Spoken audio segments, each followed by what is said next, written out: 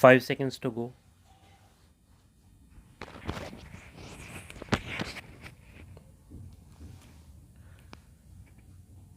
Start.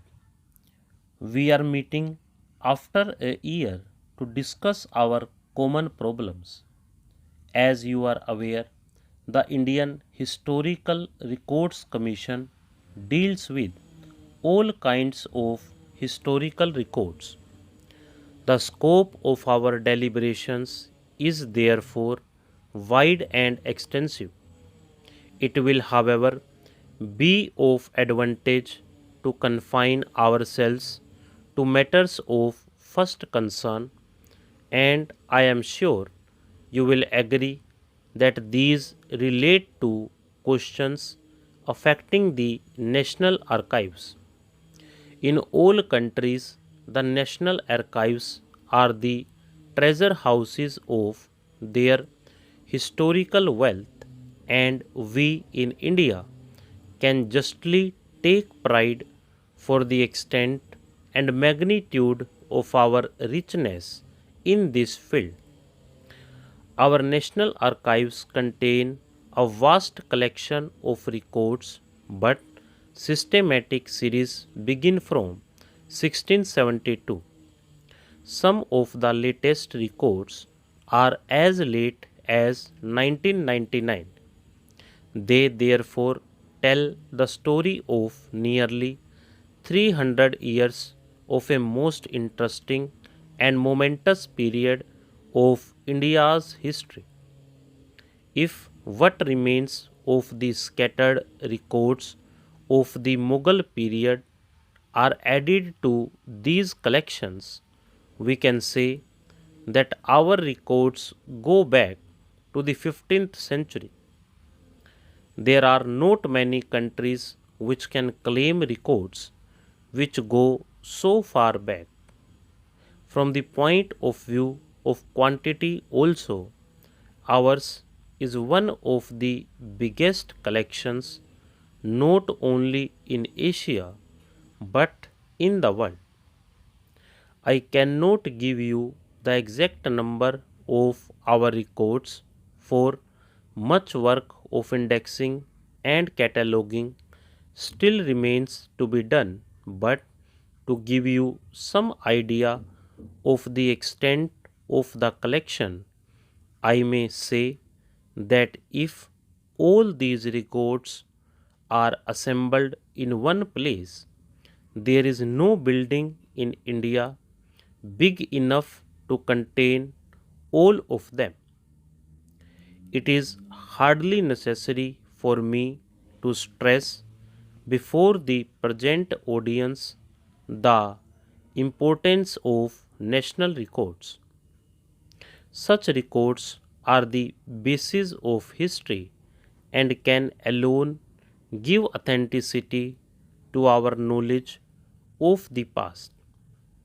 When we read of the past, we are often troubled by the fact that our knowledge is neither complete nor adequate. Contemporary historians hardly ever leave accounts which satisfy succeeding generations, and in fact, they are often not in a position to judge what should be recorded and what left out. If, however, complete records are available, the annals of the past can be reconstructed, but in most cases, such records of the past do not exist. We know that during the Mughal period, India had the instruments of civilized law. During the 19th century, the European states adopted the convention that all state records should be opened to the public after a lapse of 50 years. The records of the Napoleonic era were thus released to the public in about 1870. The Napoleonic era was a period of great progress in different fields, and it was described contemporaneously by many well known historians. In fact, all the known methods of history writing were used in making the Napoleonic period vivid to the public of the day. But even then, when the official records became available in 1870, it was found that our knowledge of the period was both enriched and altered. Much new light was thrown on obscure incidents and happenings. Many old opinions had to be revised in the light of the new information. Similarly, the official papers relating to the so called Indian Mutiny of 1857 were released in 1907. The Government of India published a three-volume history of the mutiny based on these records. It is true that this book was written from the British point of view and did not therefore do full justice to the Indian participants. It is therefore necessary that these records should be examined afresh and a true account of the period written in as objective a manner as possible. Even then, the official history, which was based on these records, revealed many facts that were previously unknown and corrected many of our wrong ideas about the different characters who participated in these momentous happenings. These two examples show how essential records are for a true interpretation of history.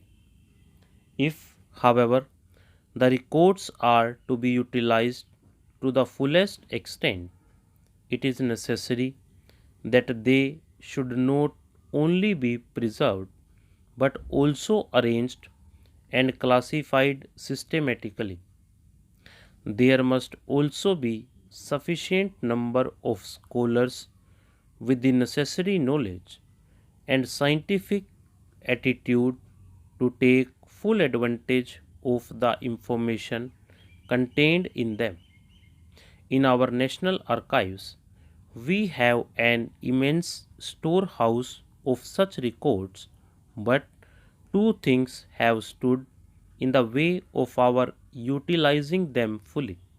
One, we have not been able to make arrangements for all the records to be kept in one place, and two, we have not been able to appoint the staff necessary for the completion of the work of classification and indexing of the available records. In 1998, I had intended that the Government of India should undertake this task at an early date, and accordingly a scheme was drawn up for the improvement of the tempo and the quality of the work later. Stop.